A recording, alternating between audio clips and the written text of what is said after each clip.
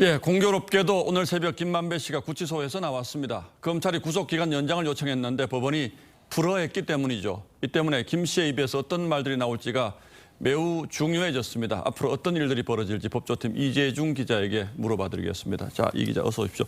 오늘 출소할 때 기자들이 당연히 물어봤겠죠. 신앙림 씨와의 인터뷰 이게 어떻게 된 거냐고? 네, 맞습니다.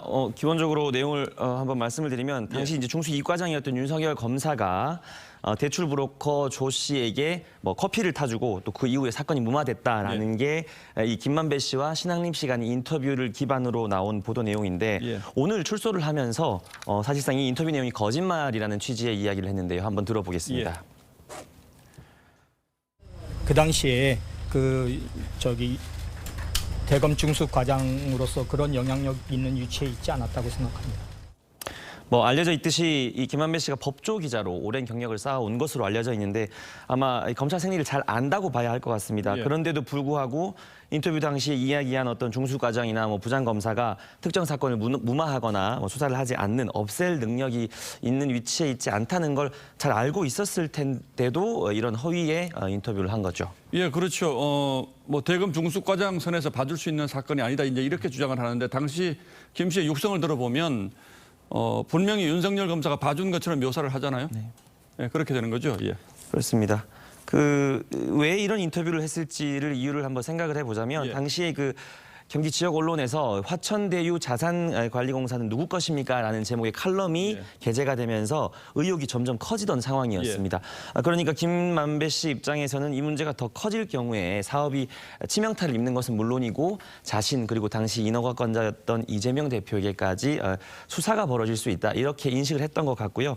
검찰은 이런 이유에서 김 씨가 화살을 돌려서 윤석열 당시 국민의힘 대선 후보에게 화살을 돌리려 한 것으로 보고 있습니다. 최근에 김만배 씨가 대장동 개발을 같이 했던 측근들에게 이재명이 살아야 우리가 산다라고 얘기를 했다거나 또 좀 견뎌라.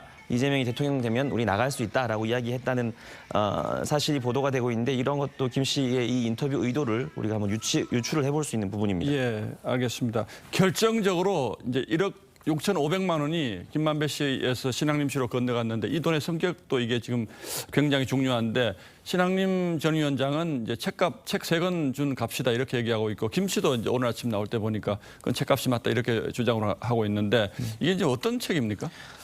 우리 정재계 인사들 또는 고위층의 어떤 혼맥을 다룬 책인데요.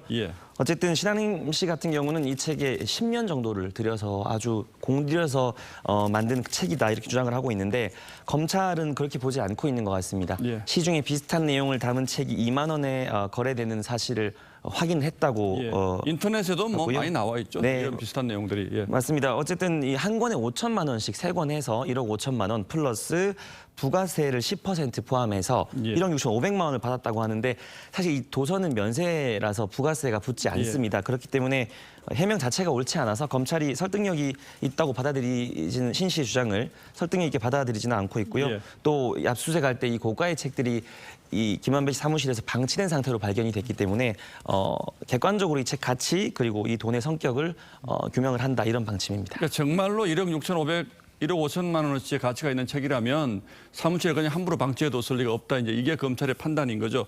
자, 그리고 보통 출소할 때 보면 준비된 차를 타고 도망치듯이 가는데 오늘 김만배 씨는 사실 작심하고서 기자들의 질문에 아주 조목조목 답하는 게 아주 좀 이례적으로 보였는데 이건 어떻게 해석해야 할까요? 의혹이 커지고 있고 검찰이 이 수사력을 이 사건에 집중을 하고 있기 때문에 확실한 해명을 통해서 좀 선을 그어야 되겠다라고 판단을 한 것 같습니다.